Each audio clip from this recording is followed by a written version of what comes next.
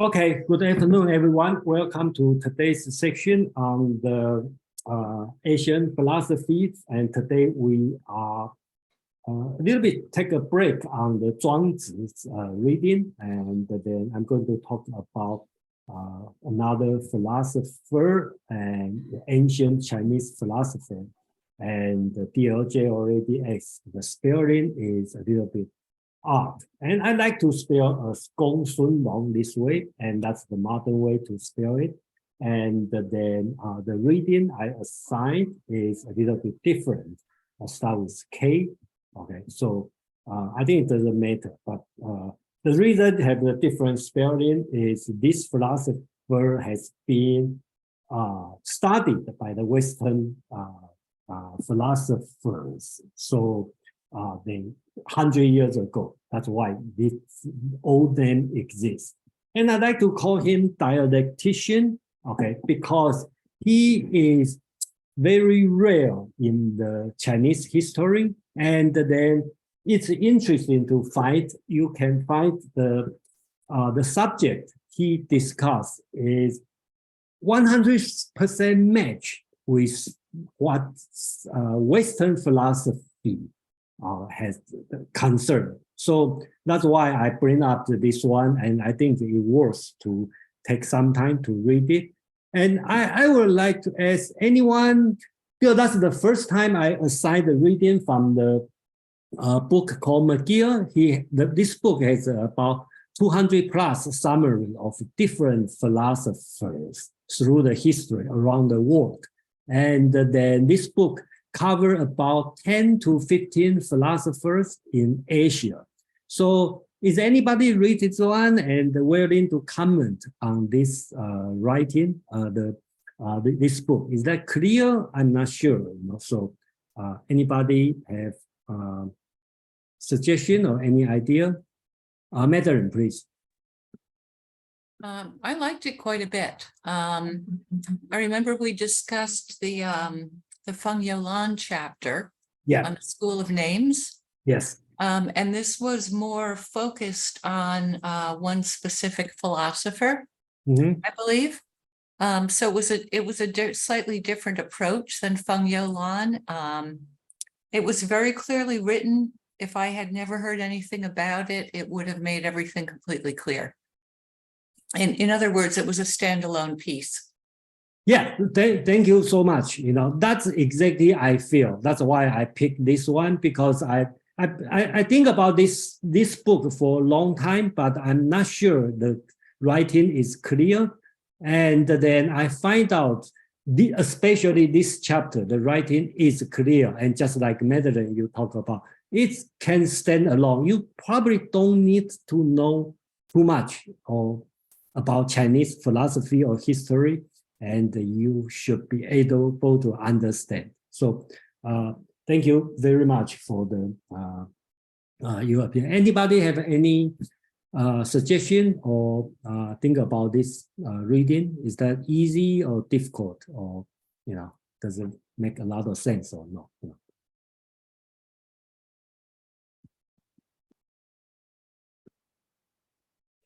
Okay, so another reason I like pick this one is, I call it the dialectician, and I hope don't confuse anyone with Hegel, because when we talk about dialectician or talk about dialects, people kind of think about Hegel's thesis, antithesis, and synthesis. So it's not. It's more on the Socratic kind of elenchus, right? Question and answer, and then argue for the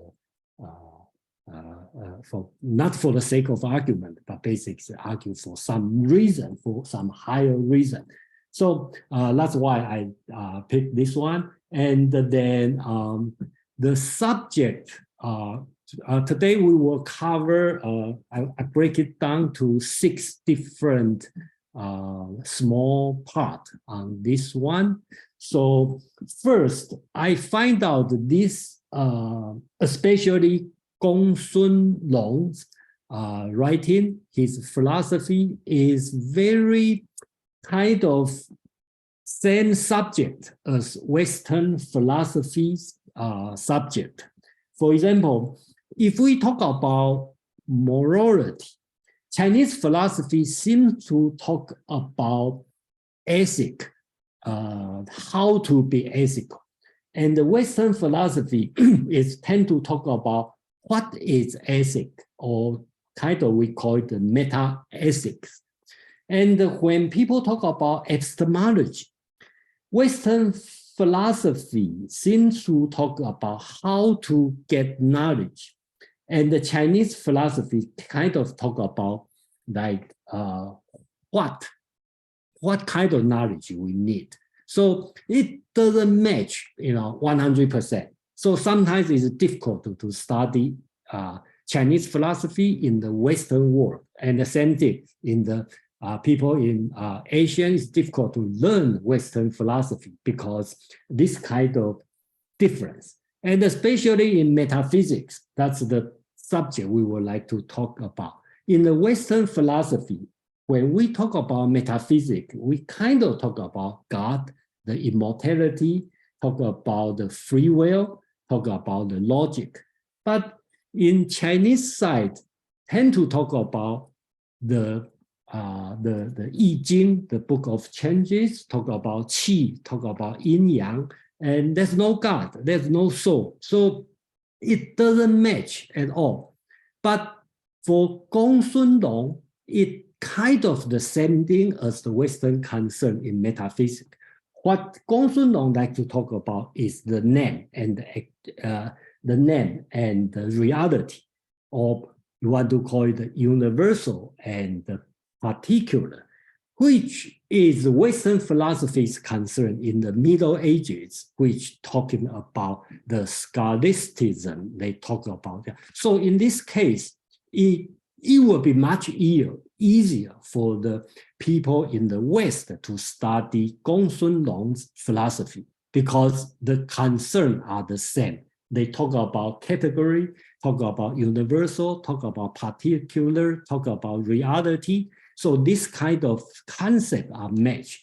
And that's why Gong-Sun Long seems being focused in the Western world, being focused more than in Asia. So I think that's the difference. And that's why it brings me to talk about this subject.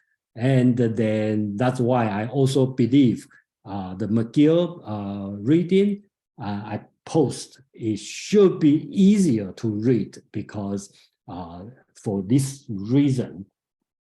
So let me quickly talk about metaphysics. In the first subject I would like to talk about is the metaphysics in Chinese, okay, in Chinese philosophy. So if we want to talk about philosophy in China or Chinese philosophy, and I believe that only one way to start. You have to start from I Ching, or you spell I Ching or I Ching. That's two different ways spelling to answer the question. Some people, the old way spell is this one, but I Ching, okay, but you should pronounce it I Ching, and in today you call it I Ching, and then another way to call it is the Book of Changes.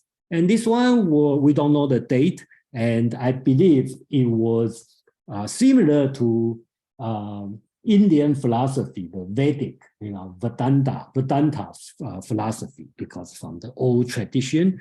And I believe this one is before the written word. So they have the, I'm not going to talk to detail on this part, but basically just give you an idea.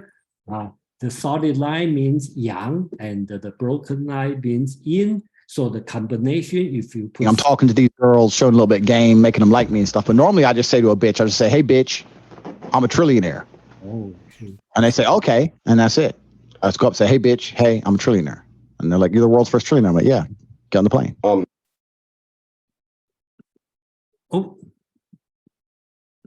okay. Thank you. Okay, so let's continue. And then if you put the 6 die together with broken die or solid die, you should get the 64 different so-called hexagram. And then that's the combination. So this one can go on and on, but basically it serves for the changes. How does change happen? And how does the unchanging principle happen? So this one becomes the foundation of the metaphysics or the foundation of philosophy. So later on, people add on cosmology, moral teaching based on this. And we will have a chance to talk about it. We have been, for the last 2-3 years, we have been talking about this for about 2-3 sections, talk about this. And I believe we will continue to talk about this. So today's purpose is just let everyone know that could be the starting point. And then I also like to introduce the ancient Chinese thinker, I call it the thinkers, or you want to call it the philosophy. And then I list a few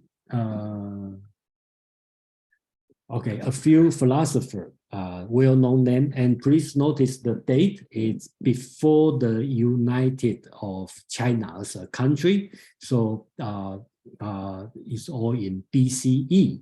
So the oldest we go with the Taoism teaching, 道德经. Okay, that's the Lao Tzu, the 道德经. Okay, and then Confucius, and I assume everyone should know, and then his analects. And Mozi, or we call it Moism, is kind of really, he's promoting the universal love, okay, this way. And the following I put in the red, okay, because they all are contemporaries, okay, so you can see their age is within 10 years, and then, so they probably never met each other, but they probably heard the other people's name, okay? But sometimes they mention in the book, okay? So Mencius is the one, okay? He's the kind of second person in Confucianism. He promote human nature is good, and then Hui Shi, okay?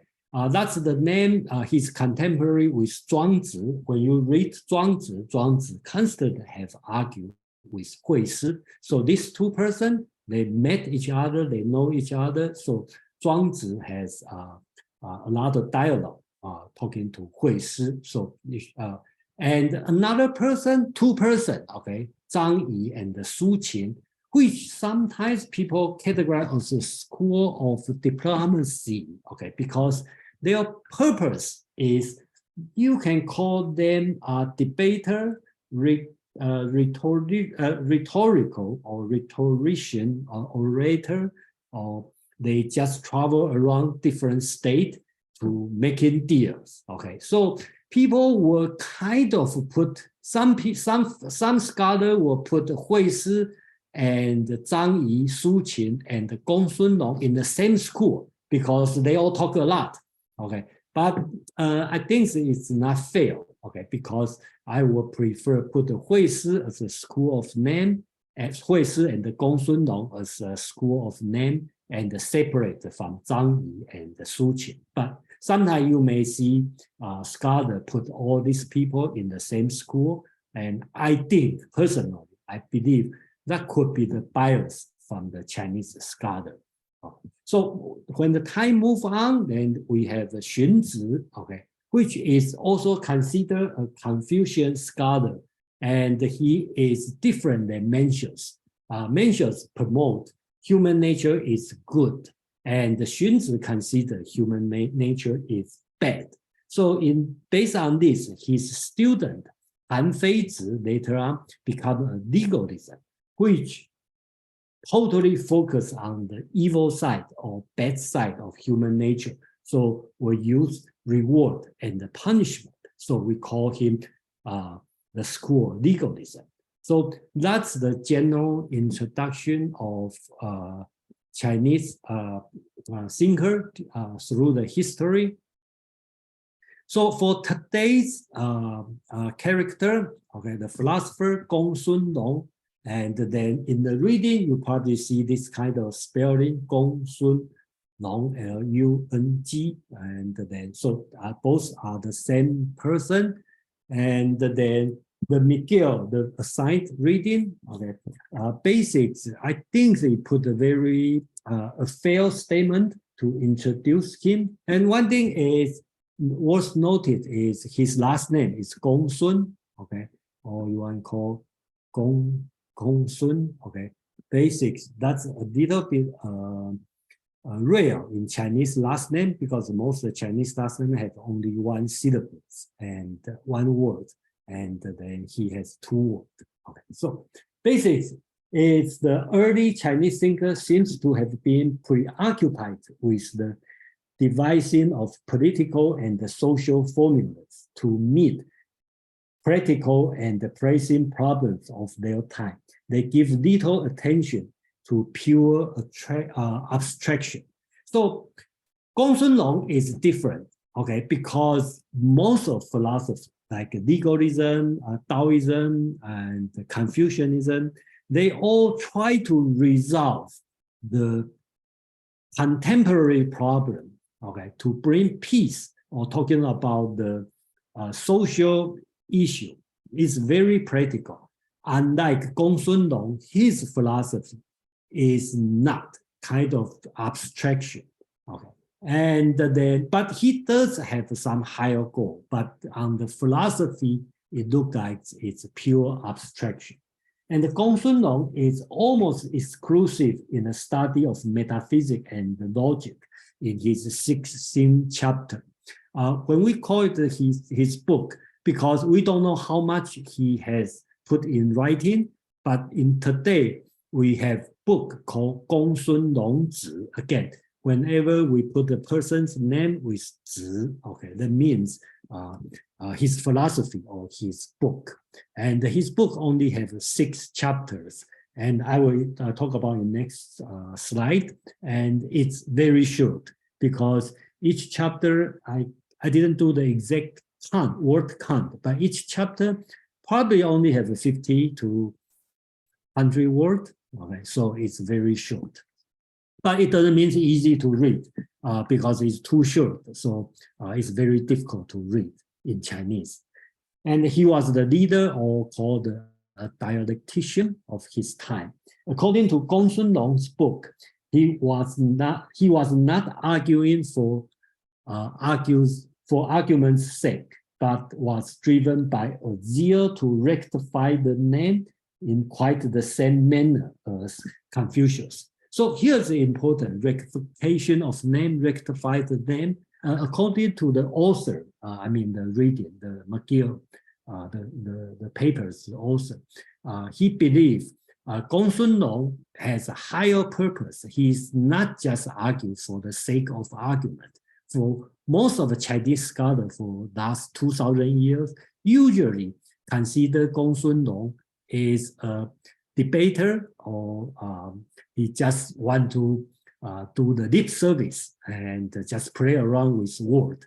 But the author in this paper, he believed Gong-Sun Long has a higher purpose, which is similar to Confucius' purpose, which is rectify the names. And in this sense, I agree, and that's the reason I bring up this subject in today's meetup.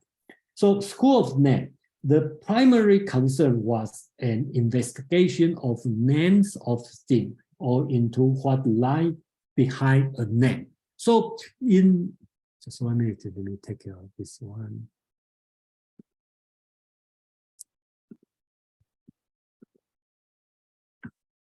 Okay, so let's continue. So basically, he's concerned about, so if you read this line, I think you would be very similar to what Aristotle's concerned in his metaphysics. And then I don't think Gong-Sun Long is interested on just the linguistic study. I think his concern is Aristotelian's concern, which is about metaphysics study and talk about the essence, talking about the category. So we will see in more detail later on his philosophy. So here is his book. I just print out this very short, only have 6 chapters, and each one with title. And the first one called The Storehouse of Traces, Basics. This one is talking about some question and answer. And the reason I believe he has the same idea of Confucius is based on this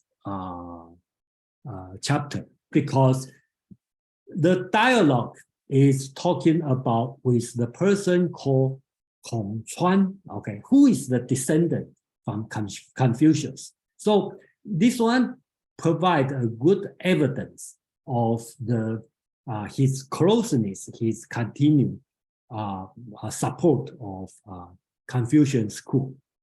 So the second part is famous, talking about white horse and talking about the pointing at thing, which is chapter 3 is talking about the essence, and chapter 4 talking about the changes. So the essence, the changes, basics is what Aristotle is concerned when he writes physics and metaphysics. And the chapter 5 talk about so-called unhardness and whiteness. And if you want to compare, there will be Aristotle talking about the attribute, or we want to call it accidents. Okay, so or you want to use John Locke's idea, secondary quality, okay, this kind of thing. And the last one talk about the name and the thing. This one is also what Aristotle concerned, the physics and the metaphysics. And this one, what's potentiality and actuality. So let's make a very quick introduction on what Gong-Sun Long want to talk about, right? So I think that's very common in the Western philosophy. When we talk about, we may use the example, Socrates is a philosopher, or we want to use another example as a proposition, right? Confucius is a teacher. So in our way, we will talk about it's a subject, which is Confucius, and the predicate is a teacher, right? The teacher describes what Confucius is. So basically, we assign Confucius, which also assume, okay, a particular, right? And we assign this particular to a universal, which is a teacher, okay? So we assign the particular to a universal, okay? So for example, you have a dog or a cat called Tommy. You know the Tommy is a cat. Tommy is a particular, is a reality, is a thing, right? And this Tommy belongs to the category called cat. In another way, we can call the cat, or so-called the catness, as a universal. Okay, so on this ground, you will see it's very similar to what Western philosophies concern, especially Aristotle and some of Plato. And through 1,000 years in the Western world, Western Europe, that's the subject being discussed on and on through the history. And in China, and he is the person who discussed this subject. So that's the brief introduction of Gong-Sun Long's philosophy. Okay, just in and then before we move to the next part, we were going to go over the Western philosophy, and which you will see, how does it match with Gong-Sun Long's philosophy. So I will pause for a few 1 minute if you have any question or comment or anything.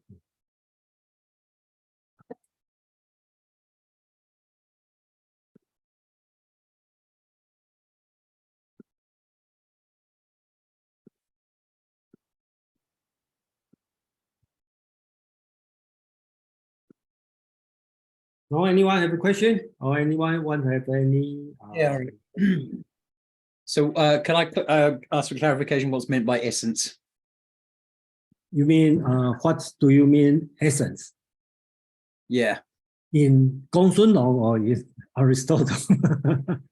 Or Aquinas or the rest of them. Yeah. It's No, a in, good question, right? So, yeah, in this, yeah, Gong-Sun. yeah, I think that even in Western philosophy, we are not sure what the meaning of essence. So my understanding would be the essence which would define what is a cat, right? So the essence would be, I know this cat, Tommy, belong to the category cat.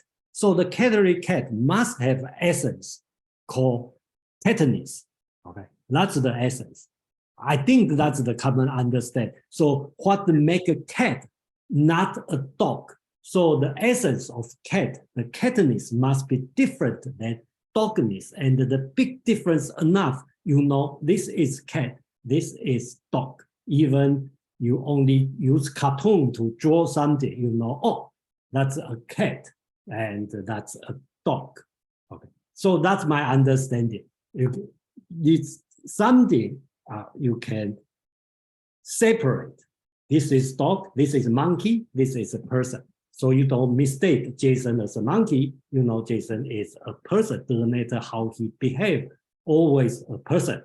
So I think that's my understanding. Any different idea or? Well, yeah. So I'm not sure Confucius is the right. Confucius isn't a property, is it? It's a label. Okay, the essence of, so if we put this way, okay, so I'm talking about the essence of a universal. So a person, right, Confucius, I know he's a Confucius. It's not Jason, it's not DLJ. Okay, so they must have some essence of Confucius. I know he is Confucius, right? He speaks Chinese, and he is 6 feet tall, and he has long beard.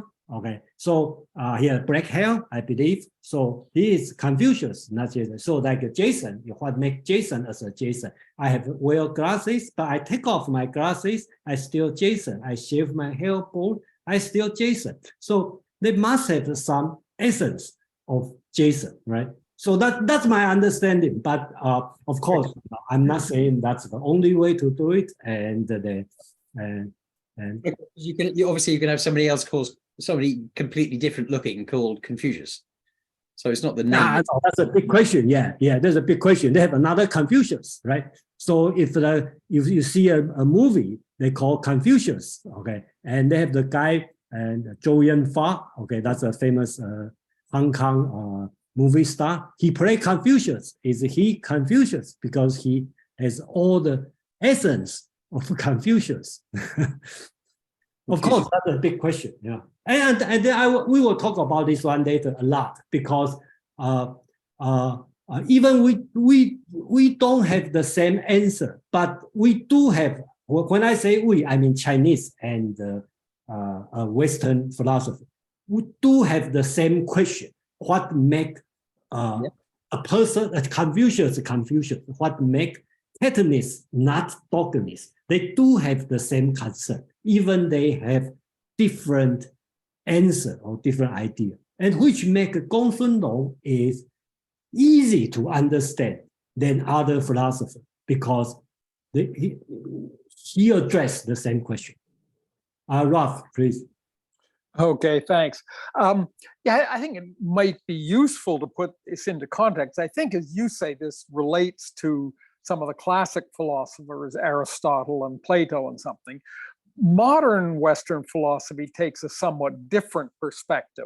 In modern Western philosophy, from the beginning of the 20th century, they refer to the signifier, the signified, and the referent.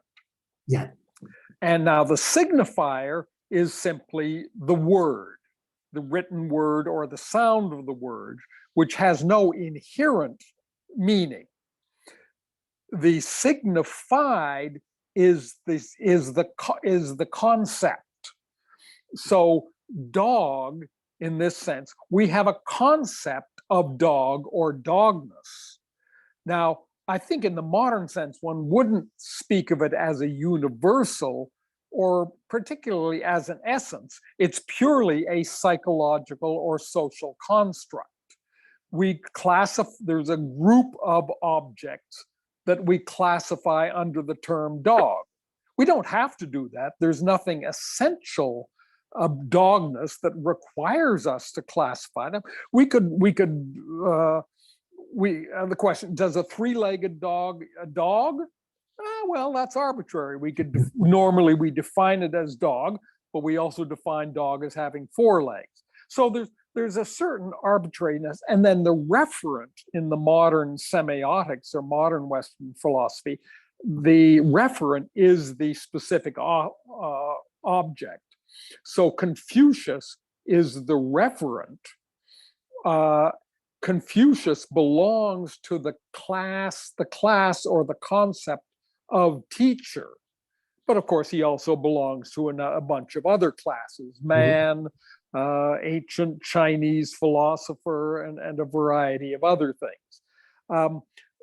So I think the modern one is much, makes this stuff more relative, more arbitrary, more a matter of social constructs, whereas both Gong-Sun Lung and Aristotle believed that words had a real, necessary, essential meaning.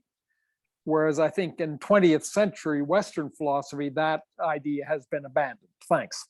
Yeah, thank you very much, Ralph. And then, yes, I agree with you. In the 20th century, after Bertrand Russell, analytical philosophy, they have the totally different idea on this. And then, but today I probably will compare.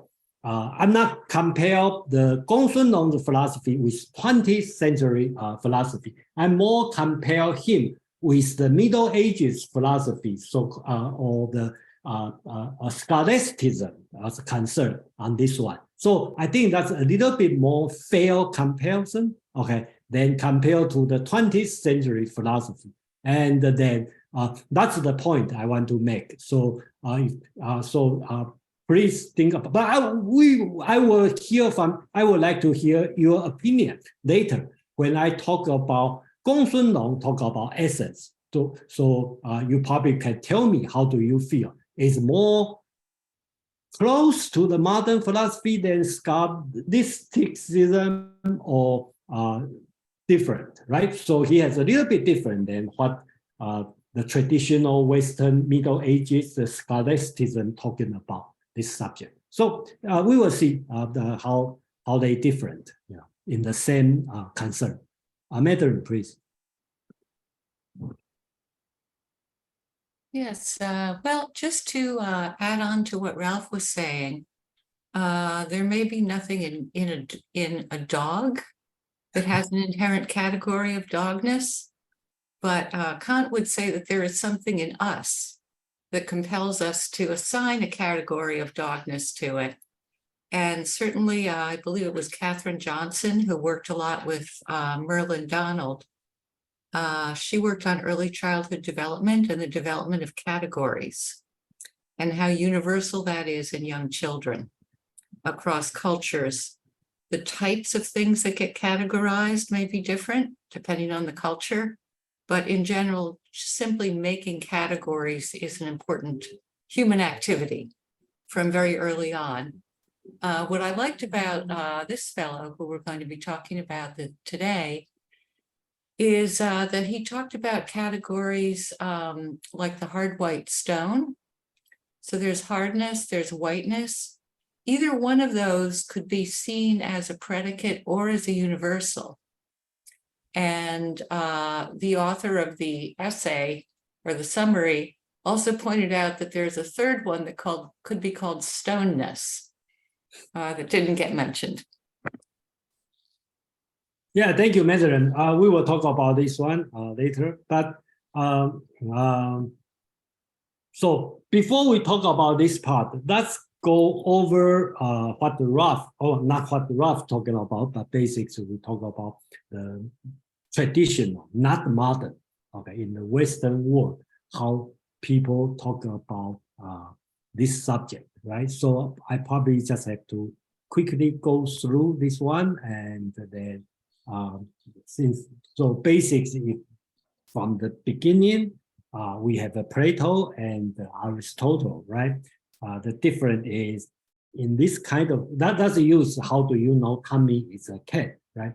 In Plato's idea, there's a form, which is a perfect cat, and you see a cat or an apple, you know this belongs to the form of apple, appleness. So you know it's an apple. And in Aristotle, basically, it's kind of, you can see in the picture, and I sort of point to down the ground.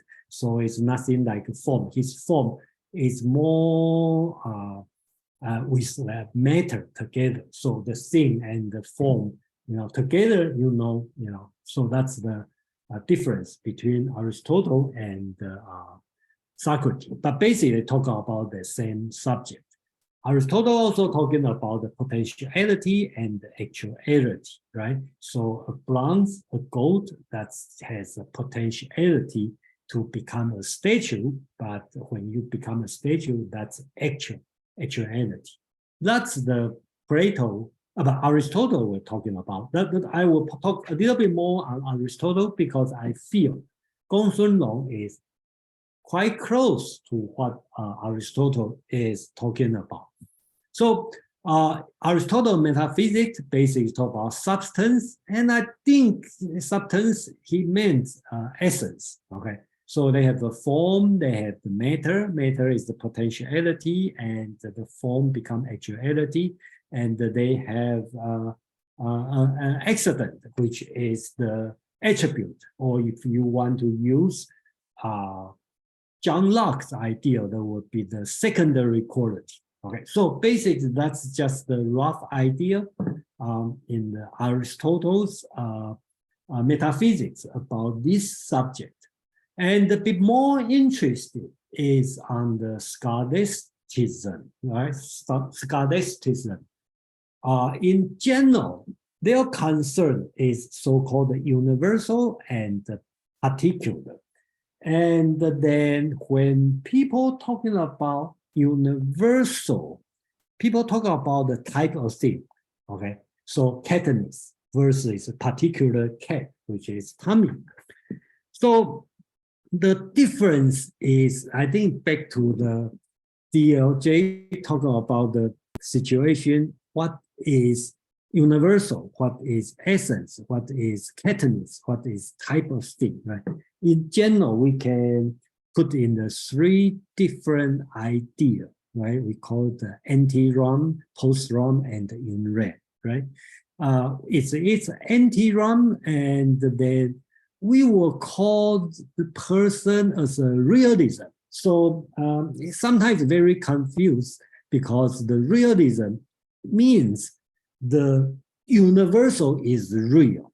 So Plato is a good idea because he believes the form idea is real in his the allegory of cave, right? What we see in this world is just shadow, just image. The real thing is up there, the form. So in this sense, Plato is realism. He believes the type, the universal, is really exists. And to the scholasticism, basics, the God is real, is actual. Okay, so that's in the mind of God. So he come to Nicholas de Cusa, right? In his Learned Ignorance, he talk about the truth is in God's mind. So that become a realism believing on this, right? And opposite than this, which is kind of Aristotelian, Aristotelian's idea, so-called the universalia in red, right? That means the potentiality, universal essence exists in things, not in the mind of God, not up there on the sky in the heaven, right? So sometimes we call this school, we call them moderate realism. The universal, the category is still real, but it exists in things. It doesn't exist in heaven, in God's mind, it's in among things. So it used our example, like Tommy is a cat. And what is the catness? The catness, okay, the category of cat doesn't exist in God's mind or in the idea, in the form, which is in the things, because you have to see this cat, Tommy cat, you have to see this snowball cat, this white cat, cartoon cat, all this one, they have the common essence, which make each one cat. So we call this in red because the things, the essence exists among things, not in somewhere, the different world. It's in things. So Aristotle believed this one, and later Thomas Aquinas. Okay, so I put here highlight as Gong-Sun Long because I believe Gong-Sun Long also have the same idea as Aristotle. He believed the category or the universal exists among things. Okay, that's it. So that's why I believe, and Gong-Sun Long is very close to what Aristotle talk about the essence and or particular and the universals. And another school, and that is so-called the post-RAND basics. It's more modern, very close to modern thinking, which we talk about is the concept, the universal is the concept in human mind. And sometimes, or traditional, we call the nominalism, right? So start from William of Ockham, right? So the universal, it doesn't exist at all. It's just a concept, okay? So it's just name only. So this school later on become the empiricism, okay, in the British side. So that's the Western tradition, talking about this subject. And then our next topic is going to talk is about how Gong-Sun Long treat this subject in his philosophy during almost the same time, or a little bit later than Aristotle, in a different world. And then he has the same concern as Aristotle. And then he provides his own solution. And I believe his solution is kind of similar to what Aristotle talked about. So I will stop here for a while. And if you have question or comment, this one.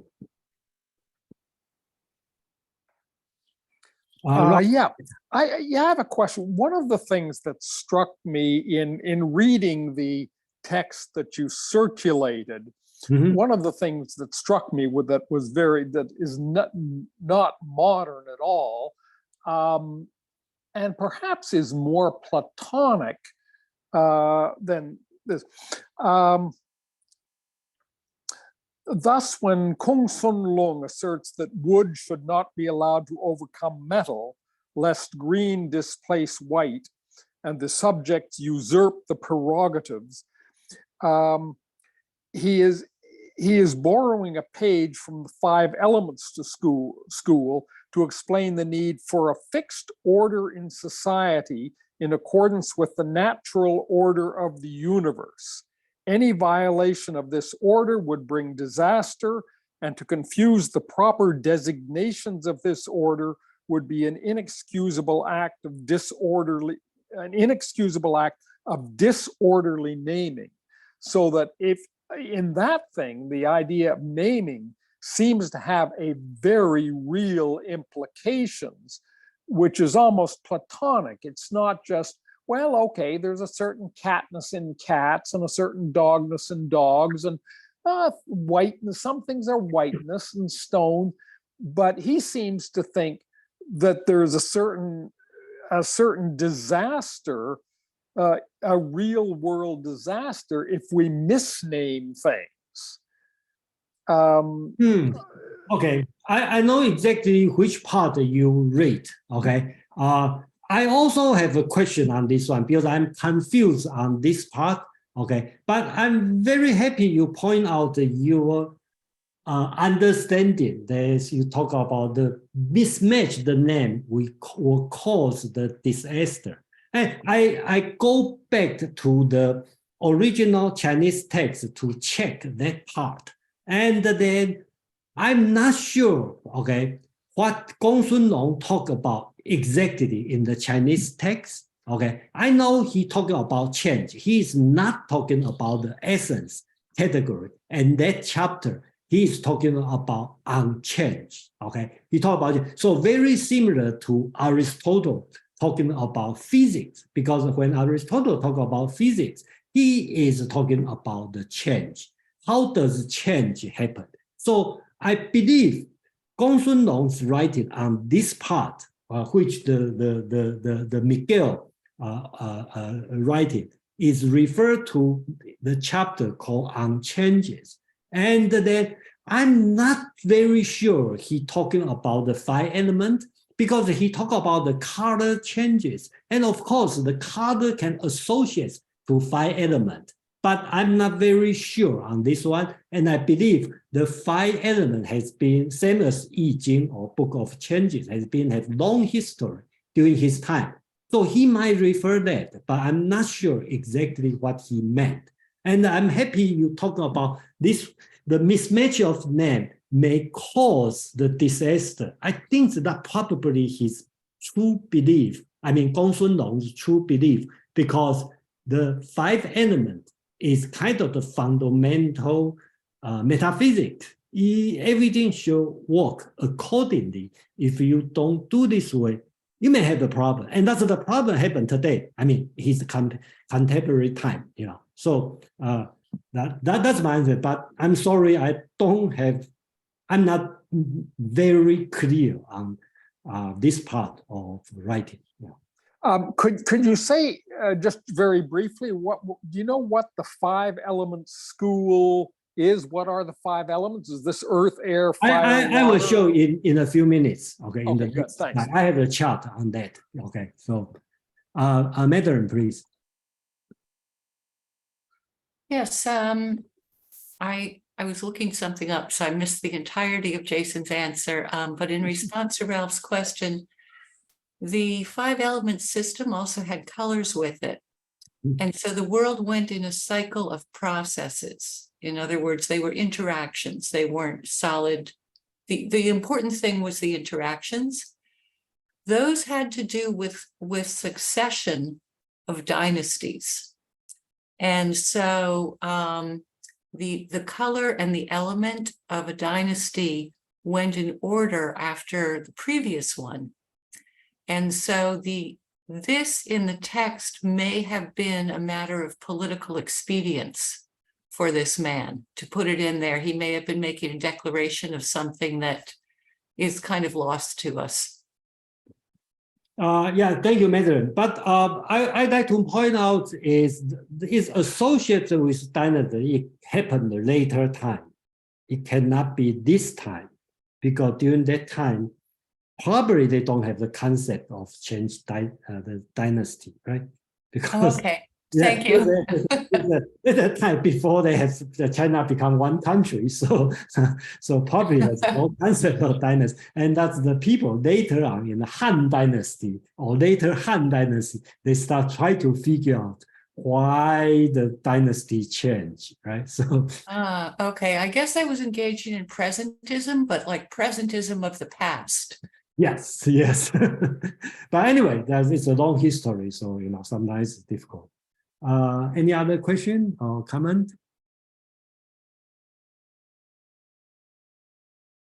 Okay, thank you everyone for the question challenge. That's wonderful, and that's the way I think, and I believe that's the way both Aristotle and Gong-Sun Long consider as a sin, right? So let's say if this purple line is a particular, is a sin. Let's say this sin is Confucius, right?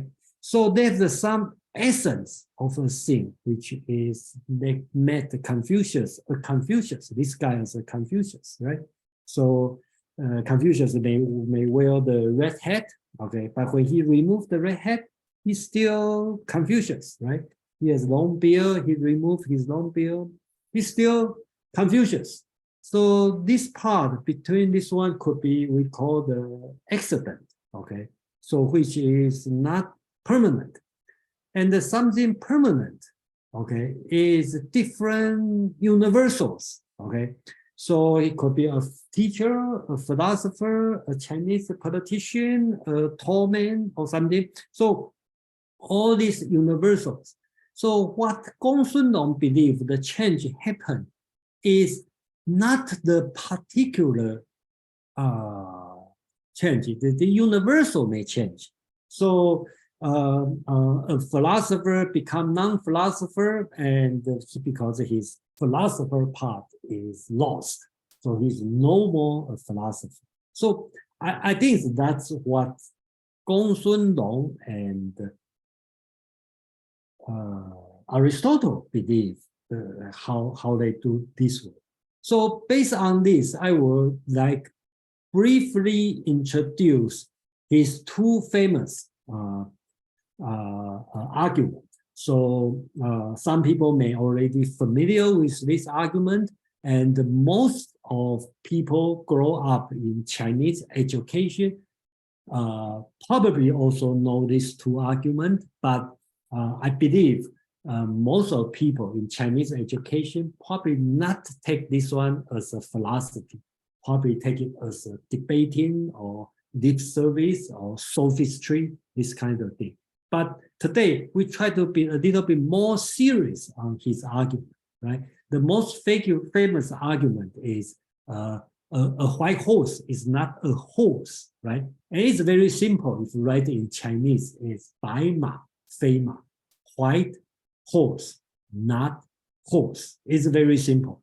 And then the story is he want to pass a gate, and the gate said only people can pass the gate, horse cannot pass. So he's riding a white horse, and the gatekeeper say, no, you cannot pass because the horse cannot pass this gate. And he said, no, this one is a white horse, and the white horse is not a horse. You only say horse cannot pass. So it's kind of a ridiculous argument in our point of view, and also in the ancient times. But the question is how do we make sense of this argument, right? So one way to look at it is, I think their argument continue, right? The Gong-Sun Long said, okay, that's for example, if there are horses, many horses in the stable, right? Do you say, are there any horses in the stable? And they says, yes, they have horses. He say, bring me a white horse. Then they have the gray horse, black horse, red horse, brown horse, many kind of horse, but there's no white horse. So your answer would be, there's no white horse in the stable. Then the Gong-Sun Long will say, well, you say there are many horses in the stable, but there's no white horse in the stable. So horse is not equal to white horse. So that's his argument. And take one more step is related to the Chinese word, because Chinese character, if you see this one, is right horse or white, right? The word doesn't change, okay? You don't know this word is adjective or a verb or a noun, right? Because white, the same word could mean white, okay, as adjective, or whiteness as noun, or call whiten, make something white, okay? They're all the same word. So in this way, white horse may mean whiteness and horseness. Of course, whiteness and horseness is not equal to horseness, because you add something to something, it cannot be the same. In another art example would be in English, right? You call a starfish. Is starfish a fish, or fingernail a nail, right? If you put two nouns together, it becomes a different thing. You cannot be the same thing. So that's another different part in the because it's spatial in Chinese language. So another famous argument is the hard white stone, right? So basically, the text is very simple. You can see here, only a few lines. Basically, is the argument that hard white stone is 3D. Then the answer is no, it's not 3D, it's 2D, because it's not hardness, whiteness, and the stoniness. And then it's not 3 things, because hardness cannot exist by itself. Hardness has to stay with stoniness, make us a hard stone. And the whiteness cannot exist by itself. It has to stay with stoniness. Okay. The reason, and then can we make this hard white stone as one thing? The answer is no. It got to be 2 things, because the whiteness or the white stone you perceive by your sight, you see it. Okay, but when you see it, you don't know it's hard or soft, right? So, and then the hardness is perceived by touching. When you touch it, you don't know the color. So that's a 2 different way to sense, okay, the stone. So it cannot be 1 thing, it must be 2 things. That's his argument on the hard white stone, okay. So of course, they have this, in today's logic, okay, we have 100 ways to argue against this. But the key is that's his logic during that time, and then at this moment, we should understand why it makes sense, not why it doesn't make sense. Okay. So that's his argument. And one more thing I'd like to talk about in his philosophy is related to the essence. Okay. When he talked about essence on his chapter, Gong-Sun Long, I believe he is a realist, which he believes the universal really exists, okay, because he believes the name is real. In his writing, he used the word called 指, okay, which in Chinese means finger. So here it comes with a different interpretation, okay. One school would believe it's a designation to universal. When I point to something, for example, this cup, I point it, I say, this is a cup, right? I point it, right? So that's a signifier, okay, this one. That's one way to talk about. But another way to talk about is he probably talk about 指 means the essence. So how does this one, the thing I point, a cup, this thing become a cup? Because the essence of cup, because the same pronunciation and this word finger later on become the essence of thing.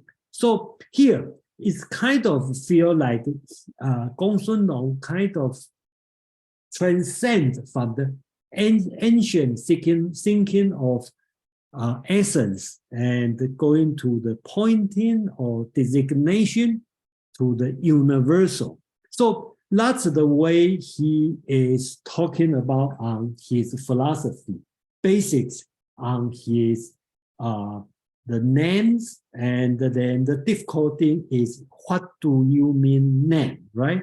So I think the name means category, means universal, means type of thing.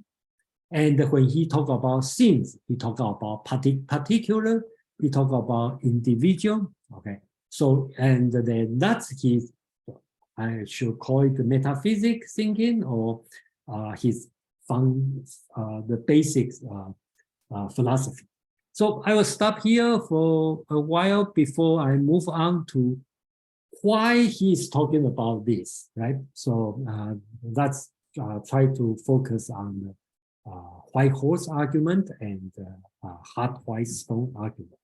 So any question, comment, or suggestion, or your idea, please.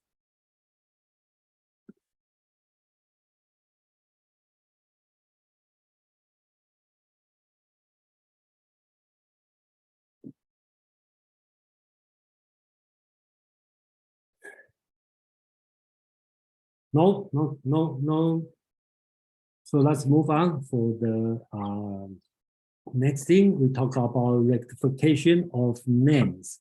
So this one is a subject very important in the old school of Chinese philosophy because it's been talking in every school. And then we should put more focus on why Gong-Sun Long put so much effort on the names. And then, so that's introduce the concept, so-called the rectification of names, right? So basics, just like we talk about the Ralph talking about the you should call a thing, a particular, by its correct name, which you should not call a cat a dog. You cannot call a dog cat, right? So that's very important. So the confusion of the name is the direct cause of social disorder. When names are confused, men no longer know what to live by. That's the belief during that time. And that's also the purpose of the philosopher during that time. They try to correct them. But the different school use have a different focus. So they never agree on how to have the thing and the name match properly. So I'm going to introduce a few different schools. How do they talk about the name, right? The most famous, or if you read, is the Dao De Jing. The Dao is from Lao Tzu, okay? And the very first few lines of the very first chapter, we talk about the Dao, which can be taught or can be said or studied, is not the permanent Dao. And the name, which can be named, is not the permanent name. Okay, so here the name. I think the name we can take as a universal, right? So, so the name, you can name it, is not a permanent name. So basics, Lao Tzu in Dao De Jing, he reject the universal concept in another way. Lao Tzu is a nominalist. He doesn't believe this name, the thing named, exists, because everything you can name is not a permanent name. Things cannot be categorized. Let's put it this way. That's why he continued to talk about what is nameless is the origin of the word, which he used the word heaven and earth. And what is named is the mother of all things. So the word, this word, start with the thing nameless. Okay. Madeline, please. Yes, I remember this. It was very invigorating. What I recall from the discussion was also the idea that as soon as you have named something, even simply to name this is the Tao, you have created a Tao and a non-Tao. And so there is, that's why it's called the nameless. Yeah, thank you. Okay. I think they have many ways to understand this mystical sentence. Okay. And then one way to read it is if you consider the name as a universal, right? That's another one. And then I agree with you, another way we can, or you can say the same way. If you read it, you name something, then they have something not this name, okay? Then they never be the permanent name, okay? So that's the Lao Tzu's writing. And in another one, in Zhuangzi's writing, I think a few weeks ago, we talked about this in chapter 2, in Zhuangzi's inner chapter, okay, on the equality of things. And I think, Madeline, you asked this one probably last year, and we talked about this before. Because this line is very famous. We talk about the heaven and the earth, which he means the nature of world. is one finger. The word is one finger, right? One finger. So you can point, one way to talk about, you can point this word with one finger. But in another way, if you read the finger as essence, so in the entire word is one essence. So it makes no sense to distinguish this is cup, this is a computer, okay, this is an animal, because it's just one essence. Okay, so I think I talk about this and hope you in the 庄子 the philosophy in 冯友兰 writing, he tied 庄子's philosophy close to Spinoza's philosophy. Okay, if you remember Spinoza, he talking about the word is one essence. Okay, so it's unchanging essence. Okay, that's the word, which is also the God. And the human, the monkey, the horse, the cup, are all attributes of the essence. That's Spinoza's idea, which is matched with what 庄子think about, which they totally reject the name. So 庄子 also said the second part, okay, all things are one horse. Okay, here the horse he meant, okay, the name. You can name everything, whatever you want to name. So you just say, oh, you can name this horse, because to Taoism, they don't see the name. How you name it is that important. Okay. And why they talk about this? Because they are very practical. Chinese philosophy should be very practical. I think what they want to talk about is the moral teaching, because Confucians like to talk about this is the benevolence, the ren. This one is xiao, called the filial piety. Okay.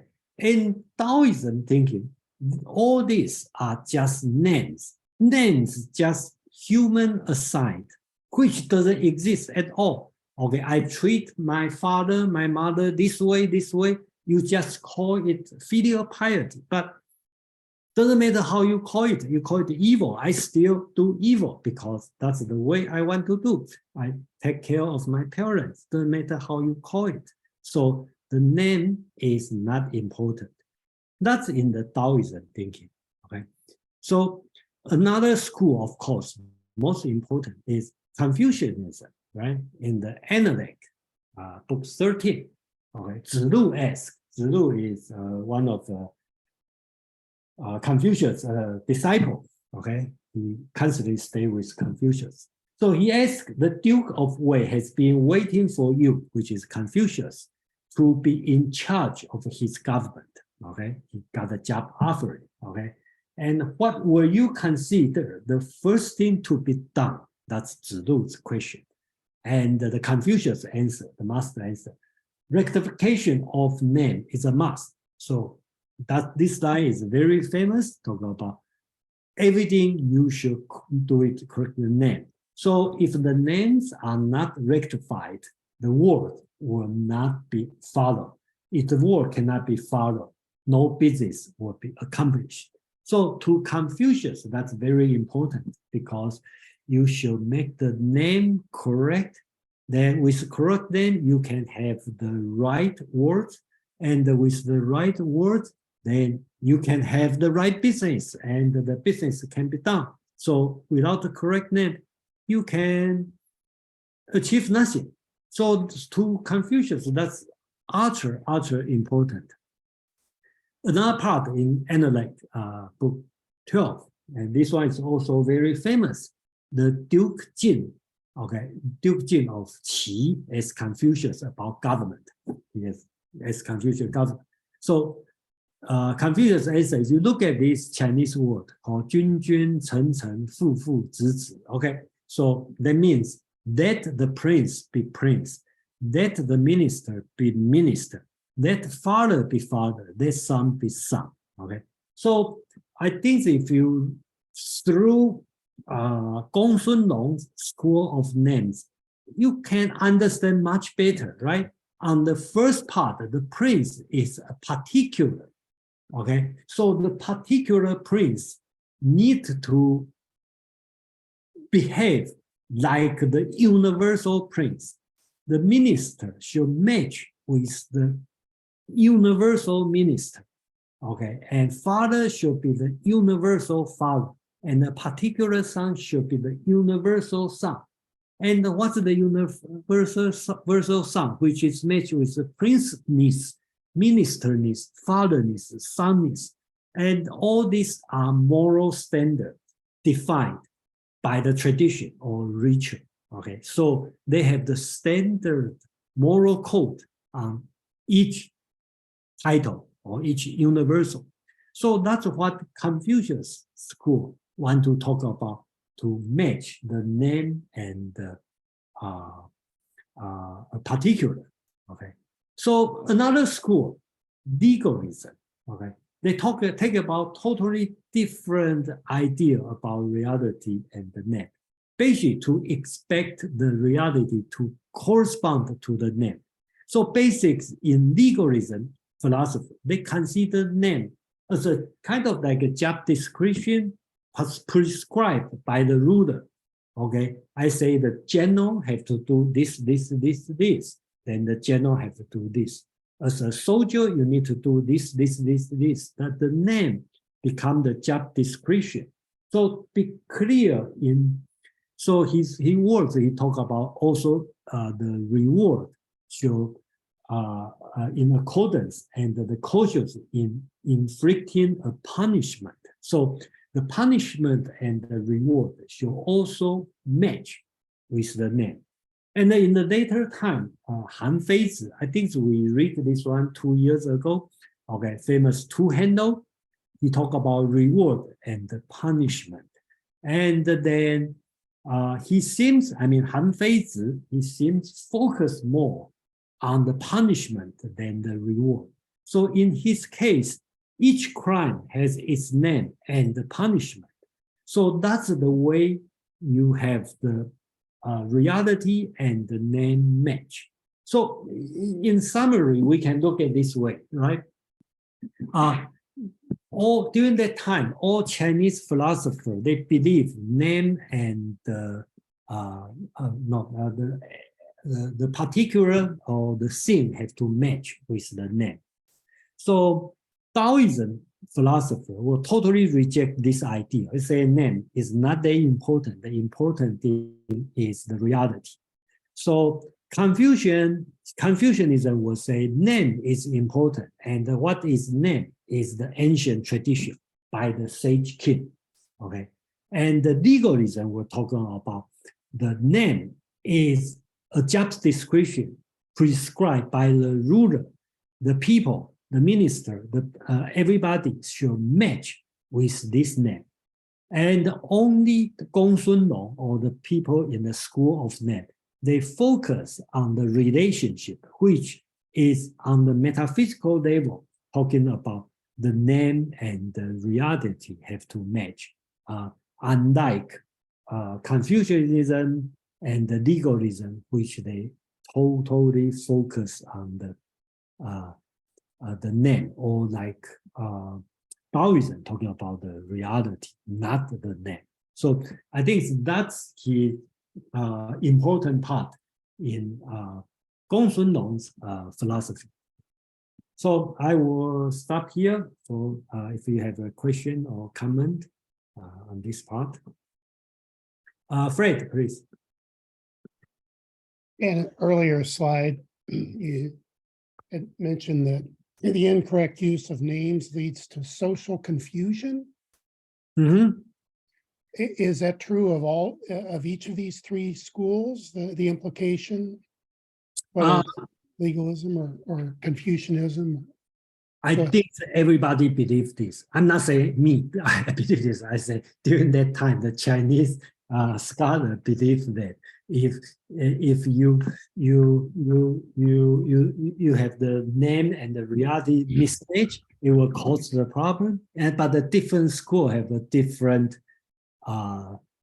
reason to believe so, right? If you are more mystical, believe the yin yang and the five element, you may say, oh, no, that's anti-nature, so that's unnatural, so you will could bring disaster. in the Taoism thinking, we say the name itself will confuse everything because you call this one good to this one evil, call this guy beautiful, then somebody become ugly. That causes the problem. Confucius will say, oh, no. That causes the problem because the name is the standard. We need to follow this standard. Everybody should match. You are father, you should match with the name of father. You are son, you should match the name of son. So that's a Confucianism thinking. For the legalism, they think a different way. Okay, for a state, the ruler have the power to create the name, and this name, it become a law, become a standard, the job description. Everybody have to match what I prescribed this name. And then how do I do it? Reward and the punishment. You match it, give you reward. If you don't do it, punishment. I think they all believe the same goal, but they have a different reason and have a different solution out there. So for the Taoists, it sounds like it's not so much that the confusion would arise from not using the correct name, but rather that the confusion would arise from placing so much importance on the name in the first place. Yes, that's right. That's the Taoism thinking, and we have been talking about I think in the Zhuangzi's reading make it very clear.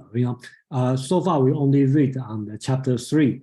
Chapter 4 is fine, but chapter 5 talk about virtue. Okay, so Zhuangzi is talking about this because all this virtue, okay, is just cause confuse everyone. You call this behavior filial piety, call this one benevolence. How about I do it different? Still good, but doesn't match with you. So that causes the problem. Yeah. So in short, Fred, you are right. That's the Taoism thinking. So name doesn't bring the order; it causes the disorder.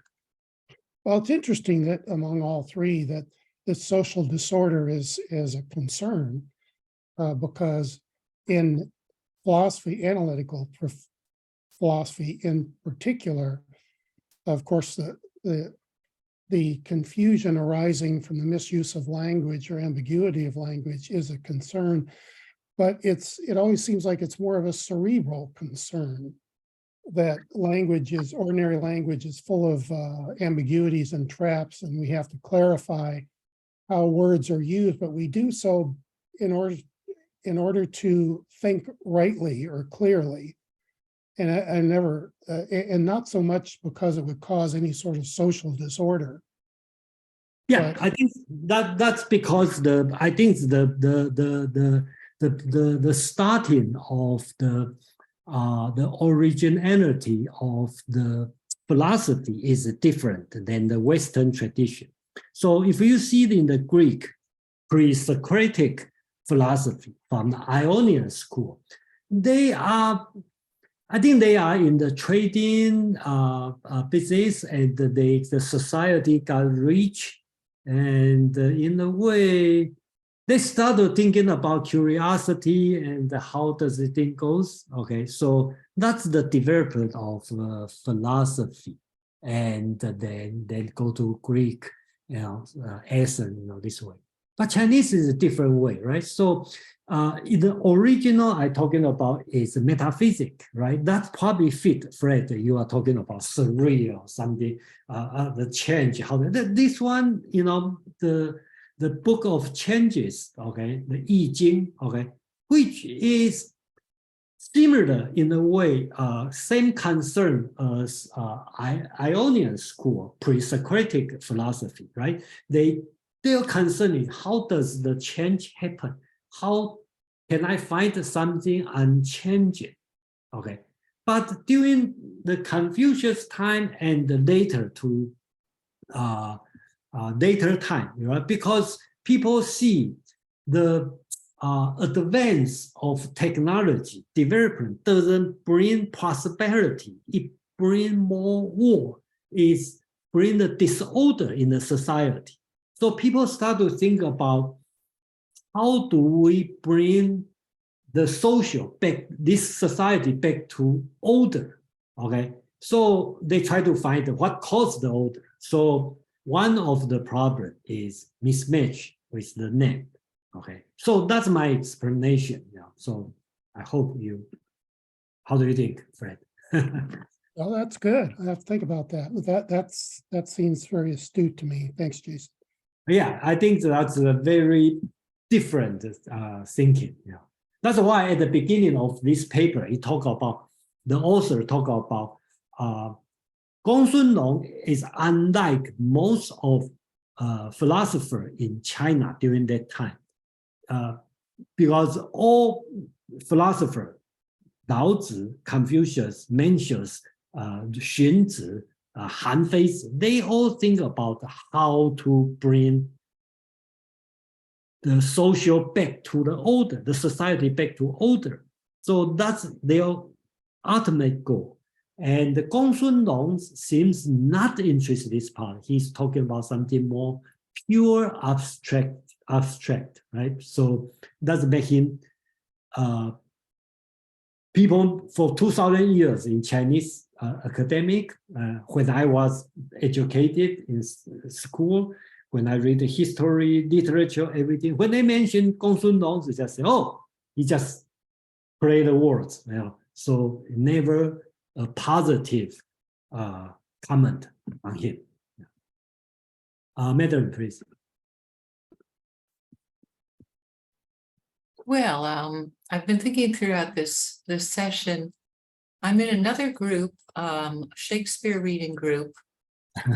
We're discussing The Taming of the Shrew. Okay. And one of the most striking things about that play is that almost everyone in the play is lying. They're all lying. They're lying about their identities. They're lying about various things. It far overshadows almost everything else in the play once you realize that everyone is lying or pretending to be someone else, telling other people that things aren't so.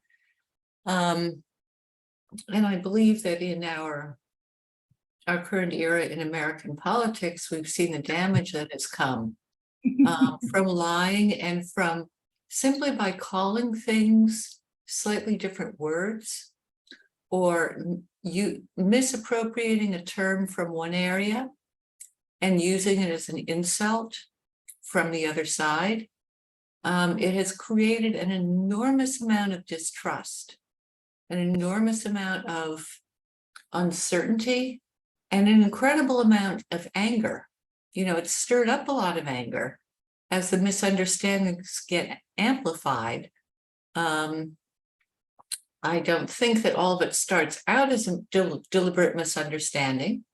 I think that we had a leader who would have liked to be a tyrant, but really the worrisome thing about him was that with the lying and the misnaming of things, he's created the kind of epistemological chaos in the public discourse that makes people yearn for a tyrant, for a fascist dictator, someone who will just say what things are, even if they are not things you like. At least you'll know what they are. Well, thank you for sharing that, Madeline. Okay, so yeah, that's the concern about the name, you know. So, Alexandra, please. Hi. It's really loud in here. Can you hear me okay still? Yeah, it's not clear, you know. Okay. I just wanted to say that I really am curious in this idea that to expect the reality to correspond to the name. I was wondering if you had any more on that, because to expect reality, expect something out of it, that does have an epistemological background to it that I don't think you've really gone over yet. And I know that you did mention Chinese philosophy doesn't usually have a lot of epistemological things, but I think that right there kind of implies a deeper epistemology that might be happening implicitly. So I was wondering if you had more on that. I'm not quite sure what's your question because the song. So can you rephrase your question? Yeah, I'm just referring to that specific part in it where it says to expect the reality. That seems like a very specific way to refer to reference, where reference doesn't usually mean expectation. So I'm wondering if you have more on that to explain why reference and accuracy of reference is being referred to as expectation. Okay, so you asked about more example refer to the reality from the name, and your concern is more epistemology.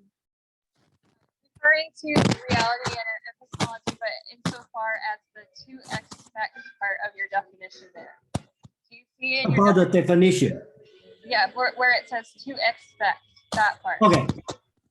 Okay, that's another big subject. You know, I also realize just to answer Sanna's the thing about the name. I think in the Western, okay, we tend to need the name for a definition. Okay, so because I read Confucius Analog and Plato's Dialogue side by side. So I find out a very interesting part as your concern on epistemology. Plato or Socrates is kind of obsessed with the definition, right? When people talk about justice, okay, on justice, which also called republic, Plato write 10 books on justice, okay? He tried to define what the definition of justice. He just argue on and in Meno, right? Socrates tried to ask the question, what's virtue? And he's not happy on the definition of virtue. That man's virtue is this way, woman is this way, and the soldier is this way. No, he wants to find the definition. But if you go to in the other side of world, Confucius Analog, and some of people already in my group reading Confucius Analog. So Confucius keeps talking about Ren, which is benevolence, and the students keep asking the question. Okay, but we always say, wow, can you give me a definition? But Confucius seems not interested in making a definition. So I hope I answer your question, Alexandra, because that Chinese, in this world, Chinese world, people are not interested in finding the definition of a word. So if you read the School of Name, okay, and you put this name, is try to find the meaning of this word, which seems not the Chinese concern during that time. You know, you can say Chinese is not interested in the definition, or in another way, when I look at the Socrates or Plato's, I would say you probably too obsessed to the definition. You try to define every single word. And that's another big difference between Western and the Chinese philosophy, because Chinese seems not interested in defining the meaning of words. So epistemology will become different compared to the Western world. So I hope yeah, what I'm hearing there is that you're saying that the expectation in Western philosophy is a little obsessive. Well, yeah, you can say, Yeah. you Okay. can say totally different concern, right? Yeah, and then in Chinese description is more prescriptive and enforced by an authoritarian prescription. That's It's right. It's not about being satisfied and your obsession being satisfied. It's about just doing what is prescribed by the authority. That's right. I think if you put in the two sentences, that's right. You know, in the Western world, we talk about that's talk about benevolence. In Chinese, called Ren, right? In the Western world, they try very hard to define what's the meaning of benevolence. Okay, and blah blah blah. Then write 10 books on this. But in Chinese, especially in Confucius, he just tell you what to do. Okay, love people. Okay, be nice to your parents. Okay, so it's prescriptive. So I think you are right in this way. Madeline. Thank you. Well, I just thought I would chime in. Please, yeah. I would say that the underlying worldview is quite different from the Western one. There's a different underlying cultural worldview. One might say that it's like the world is like a relational database. And you know that you occupy one compartment, and your role is to fulfill that compartment. That compartment may be a lesser category. You may be a son or a daughter. You may be in a greater category in relation to that. You may be the father. But in that role as father, you are in a yin category according to the yang of your local leader, let's say. Mhm. In Western civilization, there has been very early on the conception of the soul that has been installed from the outside, so to speak, by a creator that stands outside of the universe. And so that has led to a very different conception of human beings in terms of a sense of underlying equality.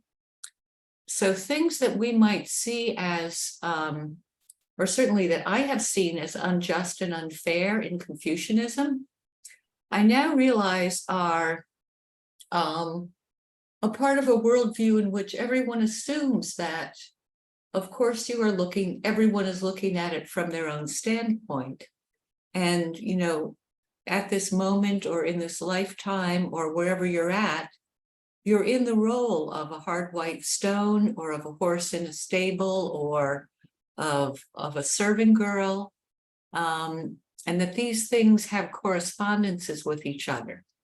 So they're not objects in the world that either have souls or do not have souls. Yeah, thank you, Madeline. Yeah, I think that's I appreciate you sharing your thinking, and I think we all learning. You know, same as me. You know, every time I present, and by the question people ask, and by people share your idea, like Madeline, like always make me rethink. You know, what makes the big difference, and then I appreciate the difference, be honest, you know, that's interesting to know, you know, and without judging who is right, who is wrong. But the difference itself, you know, is quite interesting. And this difference make me continue to study both Chinese philosophy, Indian philosophy, and also Western philosophy. And I probably more interested in the ancient philosophy than the modern philosophy. And that's why when a lot of 20th century philosophy, I'm not that familiar. So yeah. Anyway, thank you very much. And we have the last part to talk about, which is on change and the paradox. Okay. And that's also important because if you read Aristotle's physics, he talk about change, and he also talk about the paradox, okay, the Zeno's paradox, which is very similar, okay, in this sense. So, okay, so here, so theory of the, that's another chapter I just quickly go through. So basics, I think we already covered this one. Basics, every particular consists of number of universals, and the universal can only be perceived by universal particular. That's a strange. That's what that's the part different than the Western philosophy, because he kind of consider white stone and hard stone is kind of universal particular. He called 指物, which it's difficult to translate, pointing things. So which is not total universal and not particular. Okay, and then all things in universal in the universe can be universal. So everything, white horse or horse, both can be universal. So nothing in the universe is really universal as such. Okay, so when you say it's a horse, it's not the horses. So in this way, you cannot find the real universals in this world. And then I believe what he meant is the horseness is stay inside as universal in every single horse. And he make it very clear. That's a smart thing in Gong-Sun Long is he make the number like a two horses. The two is not universal, but white horse is the white. The whiteness is universal. So that's another smart part. He make the difference in that. So Kevin, I see your hands up. Is there anything you want to say? Yes, thank you, Jason. I got question. You translate to universal. How about the general? Not current meaning.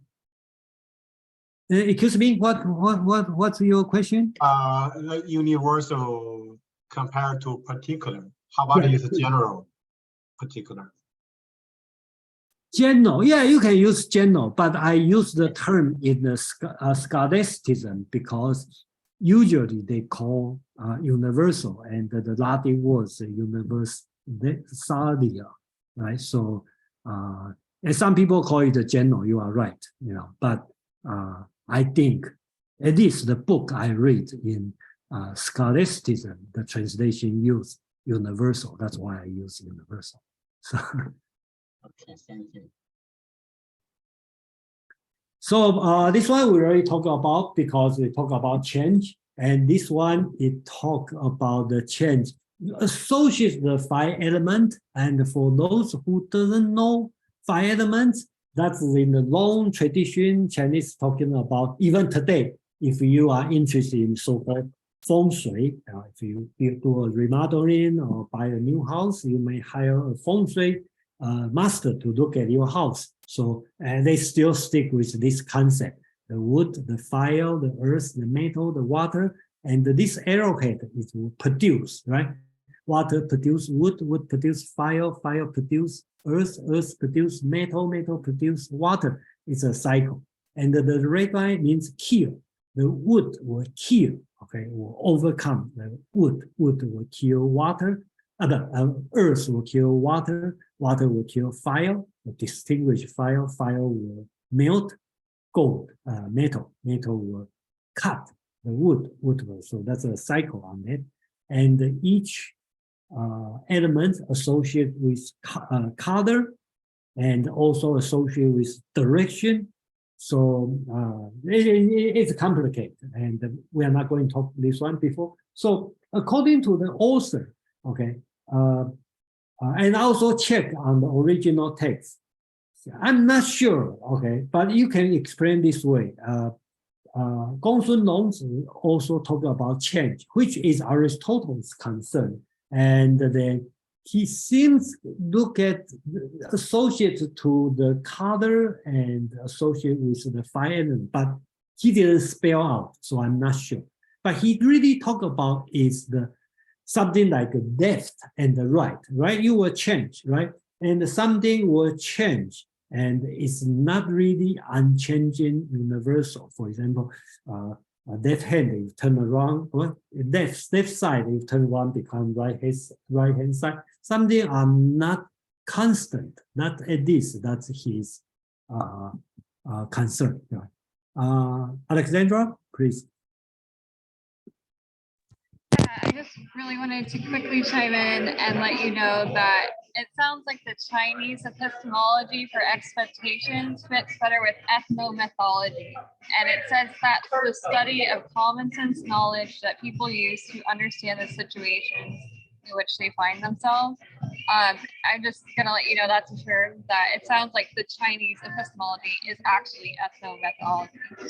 Okay, thank you. Yeah. So here we talk about change, and then okay. So next thing I want to talk about the paradox. Okay, so this one is not in his text, but in the Zhuangzi, the last chapter, chapter 33, under the word, they have they list how many? There is a lot of the paradoxes, right? Paradoxes, right? So, for example, I like to talk. For example, he argued the fowl has 3 legs. Okay, the chicken has 3 legs because they have the left leg, right leg, and the legness, right? So there's 3. And the fire is not hot. I think he is talking about when you far away, you don't feel the hotness of the temperature of fire. You know it's fire. So only when you get close, you feel hot. So what makes fire a fire is not the heat, it's the sight. Okay. And then this one, he talked about things never come to the end. I didn't make the translation. Basically, he is talking about if you have a bucket, okay, of water, every day you take half of the water, and you can take it for 1,000 years, it never finish, because every day you scoop out the half of the water, you never finish. He talked about the shadow of a flying bird never move, which is similar to in the Zeno's argument on the flying arrow. Okay, so he argued the orphan calf never had a mother because we call him orphan, so he has no mother, so he never had a mother. That's related to the Chinese language, which has no tense. The Chinese language has no past, present, and the future, so he can make this one. And this argument, he talked about a yellow horse and the yellow ox are 3, not 2. Okay, because they have the yellowness, cowness, and oxness. Okay, yellowness and horseness and oxness. Okay, so that's 3 things. So a yellow horse and the yellow cow are 3 things, not 2 things. So that's his argument. So let's bring to the end basics. You know, I just want to quick introduce the same thing. You know, it's not you should be familiar with Zeno of Ilya, okay, and then he is a member of the Dialectic school founded by Parmenides, and then Plato and Aristotle called him the inventor of dialectic.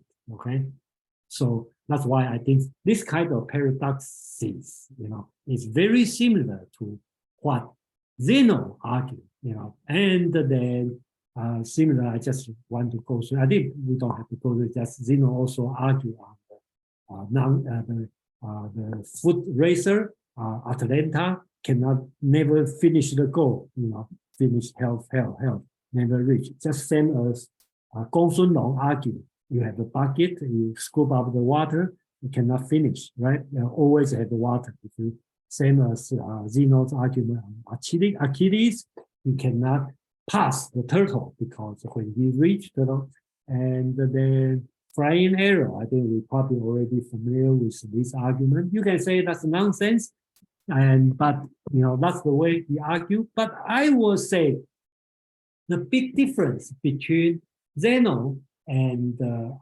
Gong-Sun Long is not how they argue. The difference is how people treat this kind of paradox, okay? Because in Western tradition, from Aristotle, every philosopher will take Zeno's argument serious, try to reject Zeno's argument. So this kind of effort later on bring to the development of logic, the concept of debate, dialectician. But unfortunately, Gong-Sun Long had the similar kind of argument as Zeno, paradox. But the Chinese later philosopher, scholar, seems not interested to take this argument seriously, seems just totally reject his argument sophistry, just empty word, and not unlike in the Western tradition, people take Zenon's paradox more serious to look at. That's my opinion. Yeah. So, Madam, please. Well, what a wonderful session, Jason. Thank you. Oh, you're welcome. Can you go back to the last slide before you started Zeno? The one that listed This one. that one. There we go. Okay, so I see that a fowl has 3 legs and a yellow horse and a yellow ox make 3 are the same type of statement. Fire is not hot is about approximately the same thing. This one talk about the fire is not hot, talking about perception. Okay, so Oh, right. Okay, it's sight and touch. sight and Okay. Yeah. Things never come to an end. Oh, I can see that. Yeah. And the shadow of a flying bird never moves. I can see that it would be like Zeno's arrow. Yes. But it also, what it strikes me as is it's such a strong visual image. It never leaves the bird. Yes. It's always with the bird. Yes, that's right. That's another way to look at it. Then, that's a little bit different in Chinese philosophy. I always feel like in China, they didn't write a lot of words. The original text, only these few words, right? And then, unlike you read the Plato or Aristotle, you just flip page of page, right? If this word had been written in Aristotle, he probably would write like 20 pages just talk about this, right? Well, thank you, Jason. This has been just absolutely wonderful. Thank you. Thank you. Frank, please. Yeah, I agree. Great presentation, Jason. And I never heard of this guy before, but I have to think about him a little more closely. I think the ultimate paradox is the core concept that you presented earlier, that the universal particular, universal dash particular, which is on the face of it an oxymoron. It's a contradiction in terms. Yes. Put the two together. Yes. And yet you can kind of see how it straddles things as combination of universals. And so when it comes to, like in the reading, when it says that hence it may be said that all things in the universe are in essence universals, and yet nothing in the universe is really a universal as such.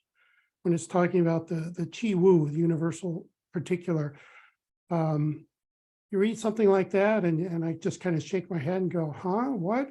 And then you think about it and think about it. And in the context of your presentation, it makes a whole heck of a lot of sense. But it really forces you to use your brain cells to kind of get around Yeah, that's great. grasp. Yeah, actually, I always remind myself, I'm not here to provide the answer and then probably create more question. That's probably should be my purpose. And then there's a lot of things we can think about it. For example, Fred is just talking about this one, the particular universal. In Chinese word, it's a little bit odd. This one, universal particular. In Chinese word called 指物. The first word means finger. So depending on how you read it, some people will read particular only because you pointed to a thing. So people will read this one as particular. Right? So really depend on how you interpret this word. But another school will read as essence, which means universal. So it becomes universal particular. So that's another difficult part to reading this text because there's a lot of, I can see Gong-Sun Long has a lot of concepts similar to what Aristotle want to talk about. But he was limited by the language, because it's today's Chinese language borrow a lot of words from Western culture. So a lot of words doesn't exist during that time. So that's why it makes this text very difficult to read. And then turn out Western philosophers or Western scholars are more interested in Gong-Sun Long than Chinese scholars. So let me quickly bring this one to the end. Basics, I think here we want to talk about is Gong-Sun Long's influence in Chinese history. The answer could be 0, okay?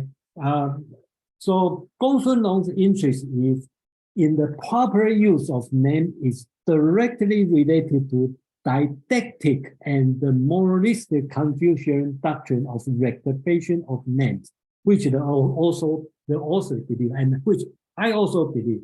But the moralistic element is almost completely submerged in his metaphysical system. So the Orthodox Confucian belittle the contribution of Gong-Sun Long's effort as mere play on words. So that's what I read in the history book when I was a student, and they always talk about, oh, they just play on words, ask people to think it, and then and a lot of commentary talk about Gong-Sun Long's philosophy actually caused more problems because he used the word confuse people, and then that's the problem he caused. And finally, it's a Chinese, basically talk about Chinese scholar contempt for abstract argument as empty words has been persistent trend in the Chinese intellectual tradition. And as a result, this trend, Gong-Sun Long has failed to win the critical attention he deserved. Okay, so unlike Zeno of Iliad, right? I don't know if people respect him or not in our world, in the Western world, but at least, you know, even Bertrand Russell in his, I forget what's his writing, he take like a whole chapter to explain Zeno's paradox, the 4 paradoxes, and then he spent another chapter to reject every single one without using calculus. Okay, he just used. So that's how the Western philosopher treat Zeno of Iliad. But I don't see Chinese philosopher or Chinese scholar in the history take him seriously. And then I think this one we can consider as apology for Gong-Sun Long, okay, and this one. So I think I will end here, and the final question that we can take another 5-10 minutes to discuss if you want. And how do you think about Gong-Sun Long? Is he a logician, dialectician, sophist, philosopher, or politician? You know, that's a perennial argument on his position in history. But you know, that's it. So any question, last minute comment, please? Yeah, I'm wondering, was he married? Because his wife must have been driven crazy. Who? Can you imagine living with somebody? I mean, you say he was kind of like not taken seriously, right? So I'm just wondering whether he was married. Oh, okay. I don't know. You know, I really don't know. But during that time, I don't know. You know, everybody may. I don't know. I believe. Only thing I know is Zhuangzi. He's married, and his wife died, and he's happy. So. Deep philosophy in that. Yeah. Okay. Any other comment? Question, and then.